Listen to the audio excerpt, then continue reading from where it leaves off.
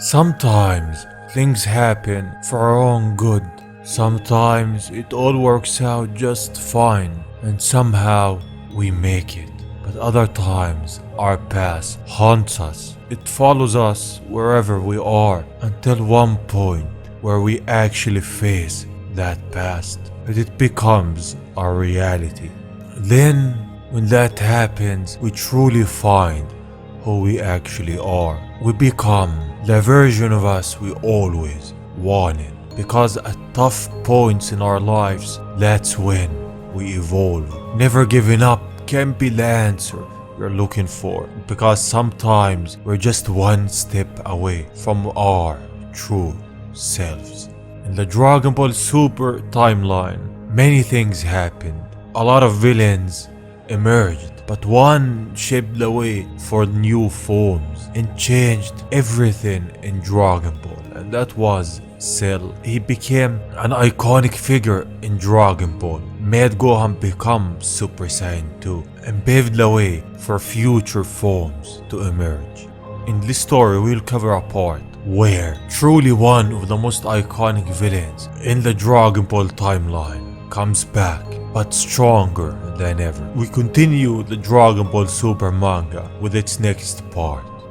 Previously on Dragon Ball Super. Wake up, Piccolo, your fight is still not over. With that, Piccolo starts to transform. Orange Piccolo is born. Now our story continues. Trunks gets filled on the situation. Piccolo is in big trouble. Bulma at this point doesn't know that Piccolo achieved a new form.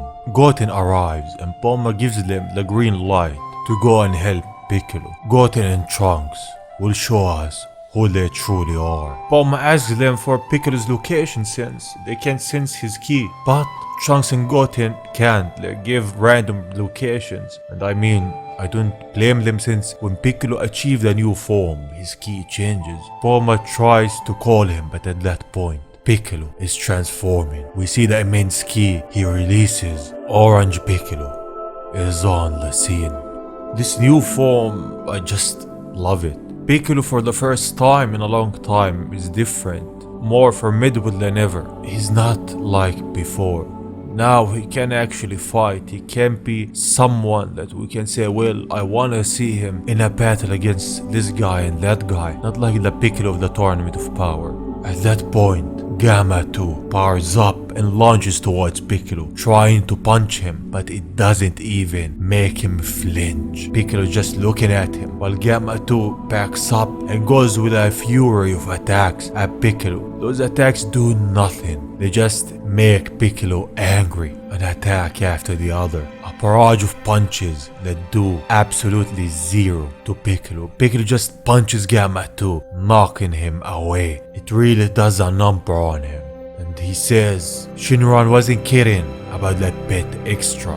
Well, Shinron doesn't joke around when he said a bit extra. Hido is watching with the Red Ribbon Army. He can't believe that his androids are not enough. The Red Ribbon Army attacks Piccolo, but at no use. This Piccolo is far stronger than ever. The commanders try to flee, while Pan goes at them, knocking their guards and going at the commanders. The commander's assistant attacks Pan, which she dodges everything from him. Seeing that, Gamma 2 helps her. Now he knows who's the good guy and who's the bad guy. Now he knows that the Red Ribbon Army are not who they say they are. Pan, on the other hand, finish the job. Piccolo dials down his form and tells Gohan, good enough Gohan, you can quit fighting. Well, we see him in the middle of the fight against Gamma 1 and they're just laying there. At this point, the androids and our Z fighters know that there was a misunderstanding, that the Z fighters are not bad guys, the Red Ribbon Army is.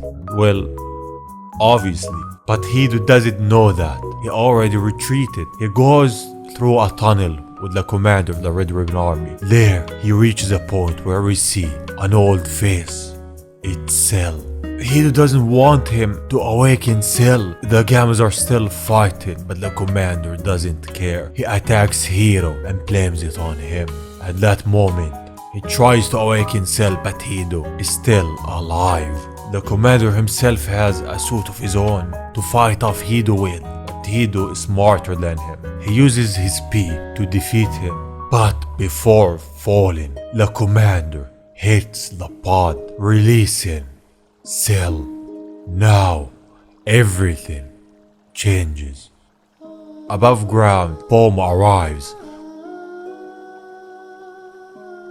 Gohan and Trunks see the androids and fanboy over them. They're teenagers at this point. Piccolo hasn't seen them in a while. They grew up. Gohan says that the Saiyans tend to remain short until they grow up all at once. So this means this is their final point. They can't grow much more, I think. That's what Gohan says. Well, Gohan looks the same as before, as the times when he was a teenager. At the same time, below ground, something is awakening.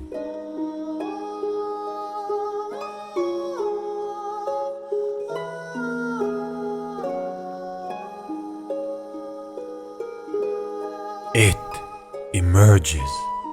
Cell Max has awakened. The strongest of them all at this point. The one who can rival Goku and Vegeta. The one whose power transcends everything up until this point. The power to defeat Piccolo. The power to defeat Gohan has awakened. Cell Max attacks everyone while Gamma 1 and 2 go on the offensive. But their attacks are nothing. They don't even scratch Cell Max. He deflects them with ease in front of everyone. Piccolo gives Gohan a Senzu pin, which Gohan actually drops. They transform to the Saiyaman wear, and actually they look just goofy. But the main point of this chapter is Cell. Now, how strong is Cell actually?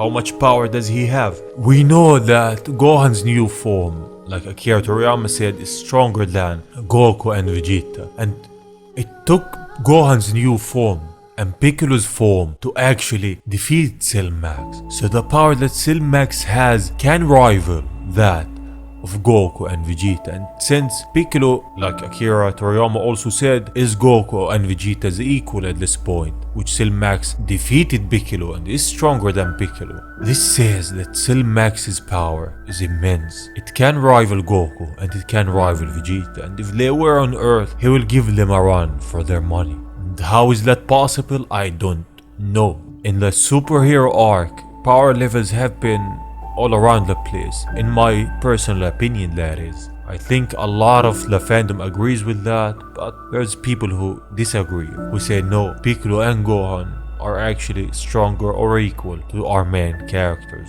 Nonetheless, Cell Max has awakened. And if I'm gonna actually compare Cell Max to Moro, I think Moro's character is more sophisticated than Cell. Not just Cell Max. He's more evil, more powerful in my opinion. And he deserves more credit. Cell Max is strong, but he's still an android. While Moro has depth to his character, motives, and honestly, a stronger storyline. But nonetheless, this was Cell Max Awakening. The being who changed Dragon Ball forever. With that, our story ends for now, but it will continue soon. Thank you for watching. Leave a like if you enjoyed. I truly hope you're safe. I really do, and I hope you're working on making your dreams come true. I believe in you. Thank you again, and I will see you on the next one. Bye bye.